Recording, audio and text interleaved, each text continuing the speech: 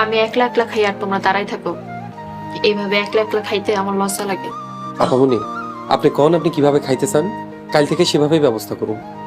তোমরাও আমার সাথে খাইতে বসো, তাইলে আর কোনো সমস্যা নেই। সাহেব, আপনি আপামনির সাথে বসেন, আমি আর রহিমা পরে খাবো। আচ্ছা।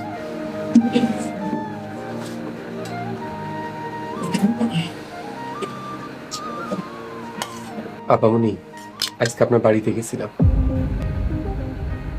ও মসজিদ সবকিছু কবজা করে লইছে, কেমনে কি করবো বুঝতেছি না। সাহেব, তুমি আর ওই বাড়িতে যাইও না। ওরা মানুষ ভালো না, ওরা খুব খারাপ মানুষ। ওরা তোমার পরিচয় জানতে পারলে তোমার খুব বড় ক্ষতি করবে। তুমি আর যাইও না। আমি আল্লাহর নাম নিয়ে চলি, কাউরে ভয় করি না আপামনি। আপনি কোনো চিন্তা করেন না, আপনি শুধু আমার লেগে দোয়া করেন। খাওয়া শুরু করুন।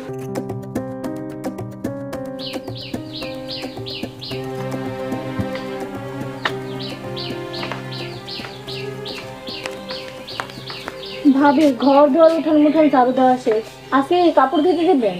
না, আজকে কাপড় ধোল লাগবো না। পুকুরের মাছগুলোর অনেকদিন খাওন দেওয়া না, তো খাওন দেয়া। আচ্ছা ভাবি। ভাবি, একটা কথা কইতাম, যদি কিছু মনে না করেন। বল। আপামনি কয়দিন এই বাড়িতে থাকবো? কেন, তোর কি অনেক সমস্যা হইতেছে? উনি কি তোর বিছানায় ঘুমায়, তোরটা খায়? ভাবি, কিছু মনে করেন না, আপনার সহজ সরল মন।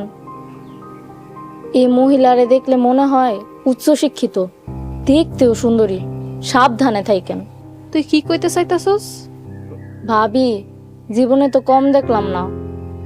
পুরুষ মানুষের চরিত্র কচু পাতার পানি, যখন তখন গড়ায় পড়ে যেতে পারে। সাবধানে থাকেন। খবরদার, আমার স্বামীর নামে উল্টাপাল্টা কথা কবি না, তাইলে কিন্তু একদম ঘাড় ধরে বাই করে দেবো। আমার ভুল হয়েছে, আমার মাফ করে দেন। তবা কর, মনের মধ্যে কুচিন্তা ঠাই দিস না, ধ্বংস হয়ে যাবে।